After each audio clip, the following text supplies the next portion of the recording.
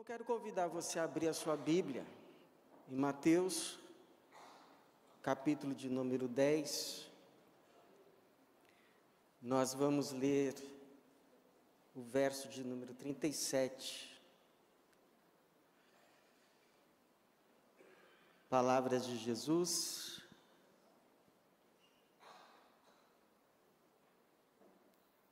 Palavras nem sempre fáceis, mas palavras que ele proferiu e sabe por que proferiu. E vamos tentar entender esta noite o que o Senhor nos quis ensinar. Mateus capítulo 10, verso 37. Diz assim: quem ama seu pai ou a sua mãe mais do que a mim, não é digno de mim. E quem ama seu filho ou sua filha mais do que a mim, não é digno de mim. Senhor, obrigado, Pai, pela Tua palavra, obrigado pela Tua igreja, pelo Teu povo que hoje o Senhor reúne aqui mais uma vez, debaixo da Tua direção, debaixo do Teu Espírito, da ação do Teu Espírito, e pedimos que o Senhor, que já nos conduziu em louvor, já recebeu as nossas orações, também fale conosco, se digne de se revelar a nós também, por meio da Tua palavra, e que assim saímos daqui hoje instruídos, santificados e abençoados, a fim de que tudo que recebemos aqui, possamos também levar para as nossas casas, e assim o Senhor ali reine, e possamos experimentar nos nossos lares também um pouco do céu. É a nossa oração em nome de Jesus. Amém. Filho, eu te amo, mas não te amo mais do que a Jesus. Essa foi uma frase que eu ouvi da minha mãe, quando eu tinha uns 11 anos de idade. Ela me disse essa frase: filho, eu te amo e te amo muito, mas não te amo mais do que a Jesus. E eu confesso a você que para mim foi estranho ouvir aquilo. E foi estranho justamente porque eu nunca me senti mal amado. Eu nunca me senti preterido pela minha mãe, pelo contrário, fazendo assim um retrospecto, eu acho que em alguns momentos ela inclusive exagerou.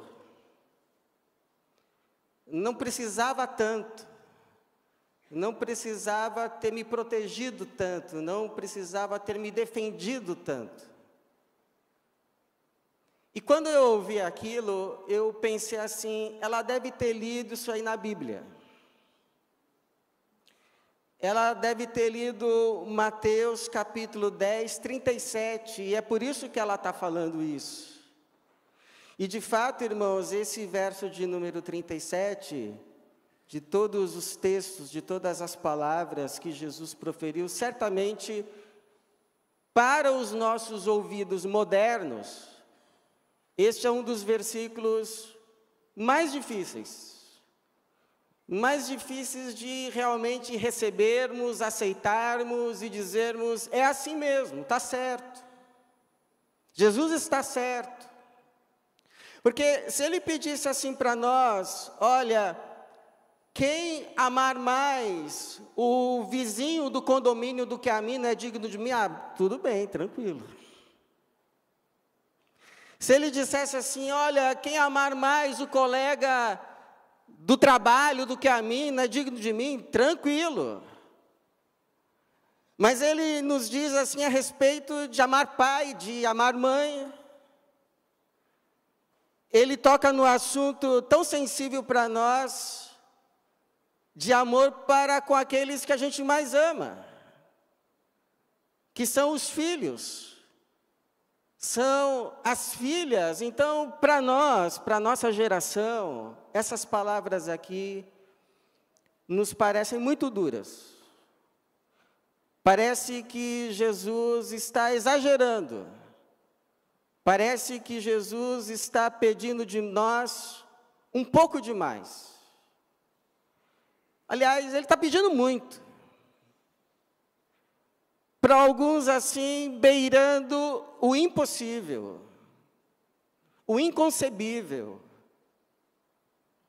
Agora, antes de nós julgarmos o que Jesus está dizendo e está querendo nos ensinar, é necessário lembrarmos tudo o que ele falou antes, tudo o que ele falou depois, a respeito desse tema família, casa, lar. Qual foi a postura dele mesmo em relação a esse tema família, casa, pai, mãe, filho, marido, esposa?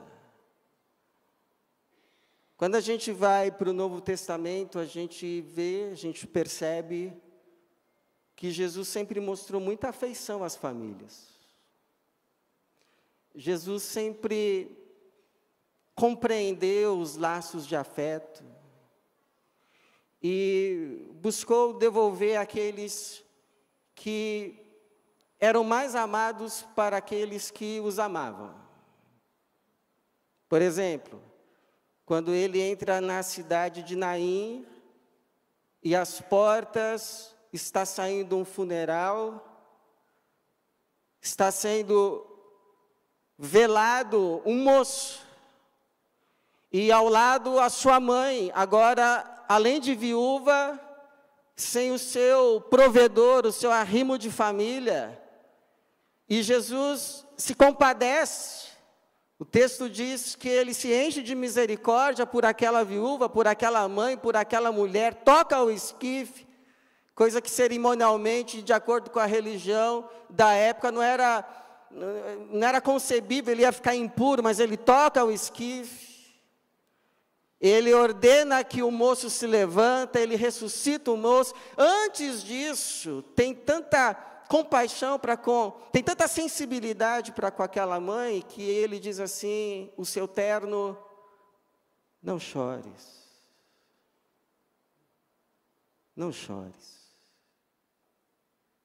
E aí então, você sabe o final da história, ele devolve o seu filho vivo para sua mãe. Ele ressuscita Lázaro, aquele a quem amava, e devolve às suas irmãs, Marta, Maria, mas ele não faz assim como se fosse algo, eu sempre faço isso, eu ressuscito, ressuscito mais um. Mas ele chora. Naquele texto, Jesus chora. O texto vai dizer que ele se compadece de ver a tristeza, a aflição de Marta, de Maria, daqueles que acompanhavam as duas naquele momento. Jesus chora, Jesus mostra compaixão e devolve Lázaro, um irmão, a Marta e Maria. Jesus era terno para com as famílias. Jesus também condenou aqueles que usavam o nome da religião como desculpa para não cuidar dos seus. Ele vai dizer assim, em Mateus 7, 11 a 13, mas dizeis, estava dizendo aos fariseus, aos escribas, se alguém disser a seu pai ou mãe, o que de mim poderias receber como benefício, seja como ajuda financeira, é corbã, isto é, oferta dedicada ao Senhor. Vós o desobrigais a fazer alguma coisa por seu pai ou por sua mãe, dessa forma invalidais a palavra de Deus.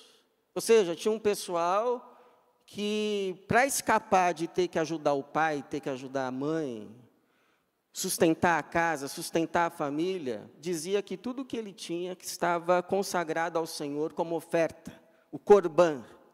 Então, se um pai, se uma mãe viesse requerer ajuda, desculpa, papai, desculpa, mamãe.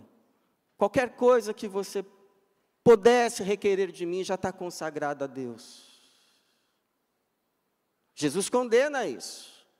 Diz que eles estão invalidando o mandamento de Deus pelas suas tradições. Jesus foi a favor do casamento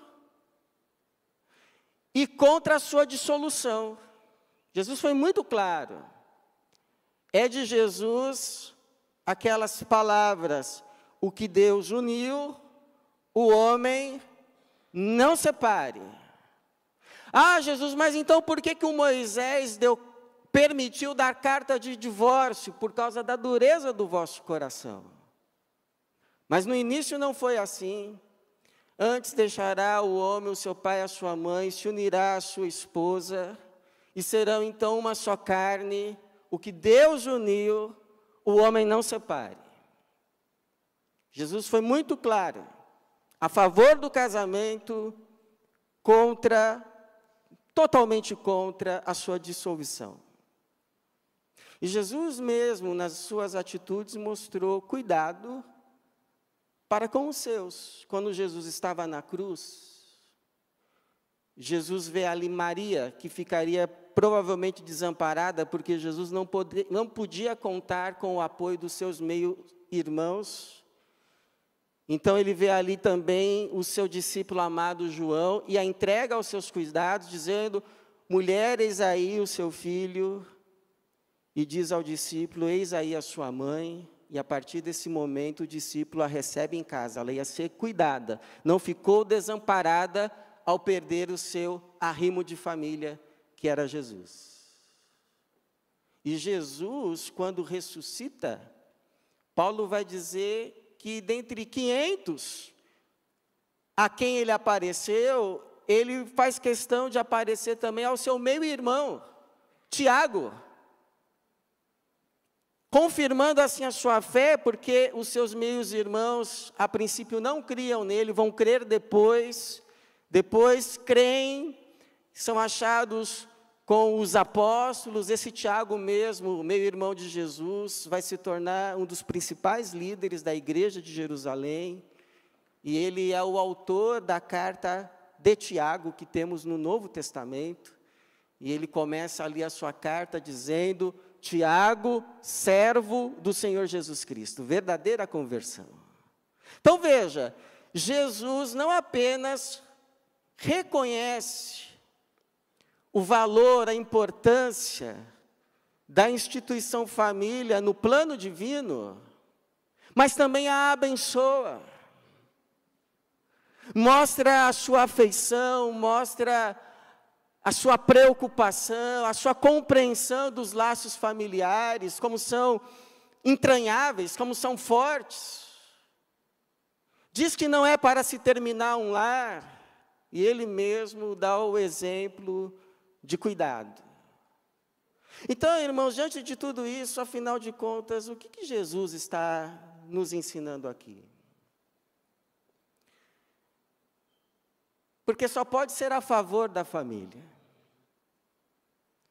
O que ele está nos ensinando aqui, irmãos, tenho para mim, primeiro, que não é possível seguir Jesus sem ter conflito. Não é possível seguir Jesus sem ter conflito.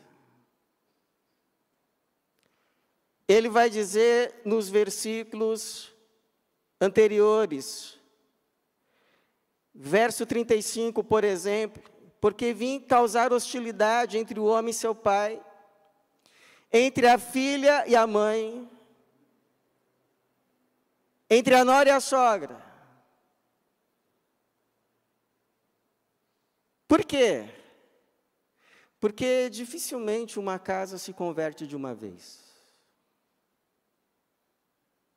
Eu não sei se você conhece o testemunho de uma família que todo mundo se converteu no mesmo dia. Não vale assim uma família já crente, não, uma família de ninguém crente. Aí no mesmo dia, É pregado o evangelho e nesse dia converte o pai, converte a mãe, converte os filhos, converte as noras, todo mundo se converteu no mesmo dia. Eu só conheço lá, Atos 16, a família do carcereiro, sinceramente. Porque, no geral, não é assim que acontece. O que acontece é que o evangelho chega numa casa, aí um se converte, 4 não se convertem. 3 se convertem, mas 2 não querem saber. O contexto que Jesus está tratando aqui não é de uma família em que está todo mundo já convertido, uma família cristã, aí a coisa é outra. É claro que aí o que se espera não é mais conflito, mas é paz, é perdão, reconciliação. Mas Jesus está dizendo de um contexto assim, o evangelho chegou numa casa. Jesus chegou nessa casa. E agora essa casa precisa tomar uma decisão a respeito dele. E aí? Ele se diz o Cristo, ele se diz o Messias, ele se diz o Salvador, ele se diz Senhor. Vamos seguir ou não? Aí 2 diziam assim, não, vamos seguir, claro. Aí o outro, vão vocês. Vão vocês. Depois eu vou. Já viu essa história? Quando vocês menos esperar, eu estou lá. Pode me esperar que um dia eu vou, mas não vai nunca. Não se converte nunca. Foi a sua decisão. Então, aquele lar que antes estava harmonioso, ninguém seguindo a Jesus, todo mundo indo na mesma direção, em concordância, agora é um lar dividido. Tem alguns que seguem Jesus, tem alguns que não seguem Jesus. E o palco do conflito, então, se arma. Porque chega um dia o moço e fala assim para o pai, papai, eu já decidi, eu vou ser missionário. E o pai ouve isso e pergunta, isso dá dinheiro? Por que que eu paguei tanto os teus estudos e tantos estudos, para você jogar agora tudo fora? Está ficando fanático. Palco do conflito se armou. Chega o marido da igreja, geralmente é o contrário, mas vamos usar esse exemplo. O marido se converteu, a mulher não. O marido vai para a igreja, a mulher fica em casa. Aí chega o marido em casa e diz assim, olha meu bem, o pessoal lá na igreja está fazendo uma campanha para construir uma casa de abrigo para meninas que são abusadas, se refugiarem na Índia. E eu estou pensando em dar parte do meu 13º. Aí a mulher olha assim para ele. Começou o conflito. O casal que sempre antes estava certo que o 13º era para viagem. E esse ano era para ir para a Disney. Agora, os valores estão... Chega a menina adolescente e avisa assim para a mãe, mamãe, eu vou me batizar. E a mãe diz, naquela igreja de crente, daquela louca da sua tia, que está te levando para lá, né? Estão te fazendo uma lavagem cerebral lá, né? Começou o conflito. Aliás, eu sei de um caso assim. De uma adolescente que se converte, mas os pais não. E ela diz para os pais que ela vai se batizar, os pais são terminantemente contra, e no dia ela vai escondida e se batiza. Você quer saber o final da história? Os pais se convertem.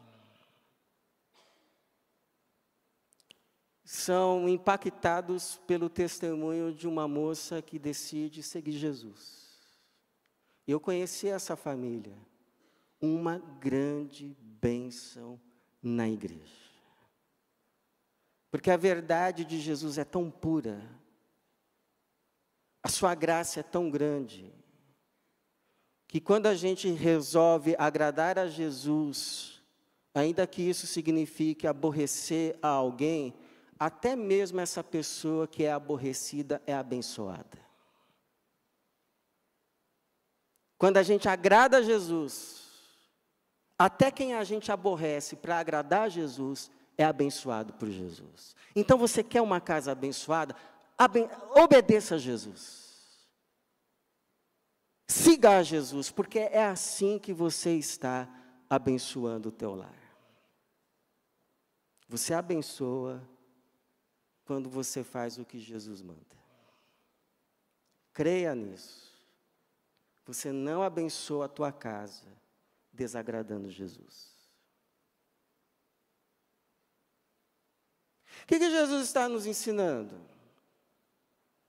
Que quando a gente ama mais a Ele, a gente não ama menos o outro. Pelo contrário, eu conheço casos de homem que depois que de fato se converteu a Cristo, que entregou o seu coração a Ele, o seu amor, a sua afeição, a sua vida, que passou a amar Jesus acima de todas as coisas, começou a tratar a sua esposa como uma rainha. Que esposa aqui gostaria de ser tratada como uma rainha? Ora pela conversão do seu marido. Ore para que ele ame a Jesus acima de qualquer outro. Conheço testemunho, ouvi esse testemunho de uma mulher que depois que conhece a Cristo, Jesus passa a ser o tudo dela, começa a tratar melhor o esposo. Ela dizia que antes, ela dava de almoço para o marido pão com mortadela. Difícil preparar um pão com mortadela. Então aí, ó, o almoço está aí, ó, pão com mortadela.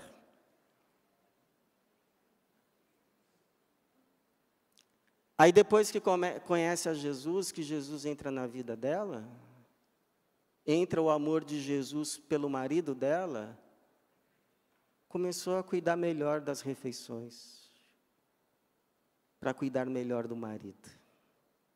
Coisa simples.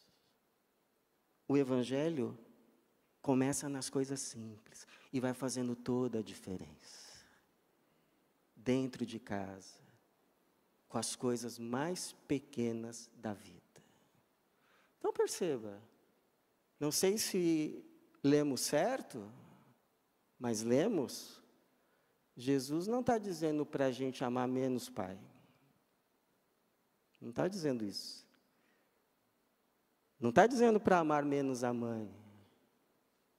Não está dizendo para amar menos o filho. Não está dizendo para amar menos a filha, só está dizendo para amar mais a Ele.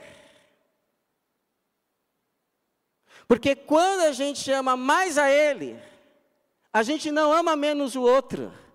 A gente ama mais e melhor. Por quê? Porque Jesus já falou como a gente ama a Ele. A gente ama a Jesus obedecendo à sua palavra, aos seus mandamentos. Então, se você um dia se perguntar a Jesus, Jesus, eu amo o Senhor, mas eu não sei como eu demonstro o meu amor ao Senhor, como é que o Senhor vai saber que eu amo o Senhor? E aí você vai ouvir João 14, 21, palavras de Jesus, que diz assim, aquele que tem os meus mandamentos e a eles obedece, este é o que me ama. Como que a gente ama Jesus, irmãos?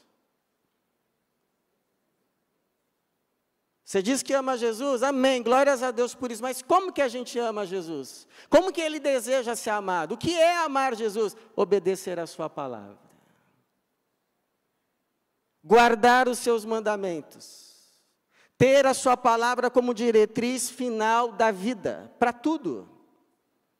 Não tem uma separação, a minha vida religiosa, a minha vida profissional. Não, é a palavra de Deus para tudo.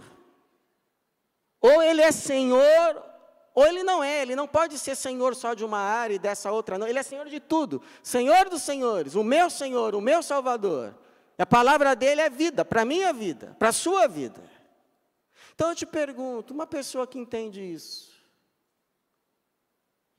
um marido que entende isso, que amar a Jesus é amar a sua palavra e obedecê-la, esse marido vai amar menos a sua esposa?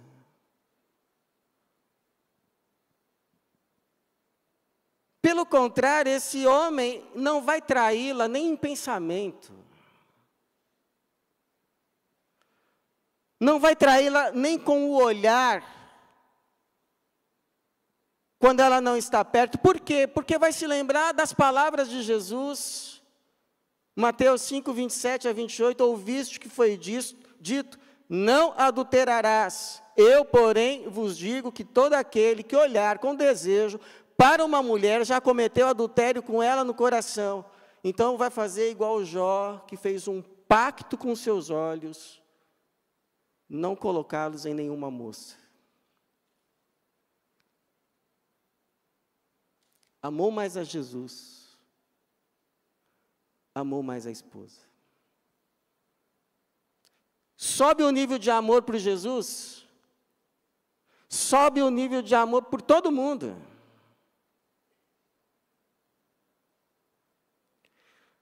Um filho, uma filha, que entender que amar Jesus é obedecer a sua palavra, simples assim. Vai abandonar o pai e a mãe na velhice? Vai desprezar o pai e a mãe quando envelhecer? Se o próprio Jesus citou o 5º mandamento, honra o teu pai, honra a tua mãe. Não. Amou mais a Jesus? Amou mais o pai. Amou mais a mãe. O amar mais a Jesus não diminui o nosso amor pelo outro, pelo contrário, o eleva, o aperfeiçoa, o faz crescer. Um pai, uma mãe, que entendeu que amar Jesus é obedecer a sua palavra, é seguir o seu caminho, é tê-lo como referência para a vida, em relação a todas as coisas, vai amar menos. Vai ter o seu coração menos voltado para o filho, para a filha, sendo que aquele que foi enviado à frente de Jesus para preparar o seu caminho, João Batista, uma das suas tarefas foi levar o povo ao arrependimento e reconduzir o coração dos pais aos filhos. Quando a gente ama mais a Jesus, a gente ama mais e melhor. Quem Jesus nos confiou. Agora, sabe por que a gente ama mais e melhor também? Porque quando Jesus está no lugar dele, e qual é o lugar dele? O centro da vida. Todas as outras coisas ao redor são abençoadas. Já falei aqui, lembra o exemplo de uma moça que um dia estava no seu quarto, olha para cima e percebe que a lâmpada está bem no centro do teto, e ela tem um entendimento iluminado. Ah, é por isso que Jesus, é por isso que Deus tem que estar no centro da minha vida, para que todas as coisas fiquem iluminadas. Então, tirar Jesus do centro da vida é como se a gente tirasse o sol do centro e colocasse a terra. Para que haja luz, para que haja calor, para que haja vida na terra, o sol precisa ficar no centro. Com Jesus é o mesmo. Tem vezes que famílias em conflito vêm conversar, e às vezes a conversa, não, é por causa que o meu marido, não é por causa que a minha esposa, não é por causa que o meu filho, não é por causa que os meus pais. E geralmente, o princípio, a palavra que Deus me dá é essa: olha, a questão maior não é o seu marido. A questão maior não é a sua esposa. A questão maior não é o seu filho, a questão maior não é a sua filha, a questão maior não é o seu pai, a questão maior não é a sua mãe, a questão maior não é você. A questão maior é Jesus. E o que ele fala a respeito disso? A minha pergunta é: você vai segui-lo ou não? Você vai seguir nessa situação, nesse caso, o que ele fala, o que ele orienta, o que ele ordena, ou não? Ele vai ser nessa situação Senhor da sua vida ou não? Ele vai estar no centro ou não? E geralmente, quando a resposta é sim, as coisas se resolvem. Me lembro até hoje, uma mulher veio conversar comigo, falando do marido, não aguentava mais o marido, dizia que não amava mais o marido, ia se separar do marido. E a palavra que Deus me deu para falar para ela naquele dia foi: fulana, sabe o que você precisa? De Deus. O que você está precisando é de Deus. E aquela palavra teve um impacto que estão casados até hoje, mais de 20 anos. É Deus, irmãos. É Jesus. Quando Jesus volta para o seu lugar, na nossa vida, na minha vida, na sua vida, todas as outras coisas encontram o seu devido lugar ao redor dele e são abençoadas por ele. Porque, como diz lá o apóstolo Paulo em Efésios 4:10, Deus fez convergir, vir ao redor em Cristo todas as coisas. Aquilo que sai da órbita de Cristo se perde. Então traga aquilo ou aquele ou aquela que você mais ama para a órbita de Jesus. Mas em nome de Jesus, para o bem da sua casa, para o bem da sua família, para o bem daqueles que você mais ama, não tire Jesus do centro. Ele quer estar ali, sabe para quê? Para abençoar. Eu tive um pastor que quando ele orasse por uma família,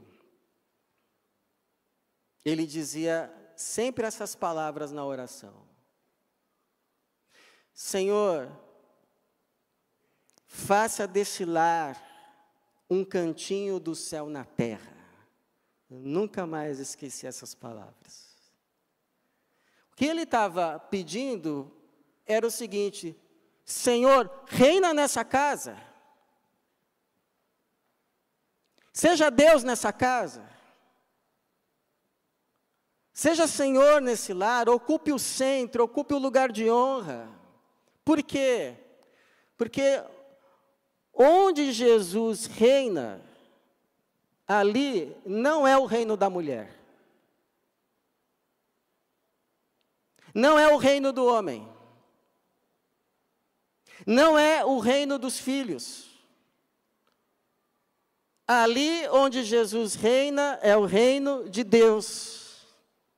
E onde o reino de Deus está, ali o céu está. Ali o céu chega. Então a minha oração é que você receba Jesus na sua casa.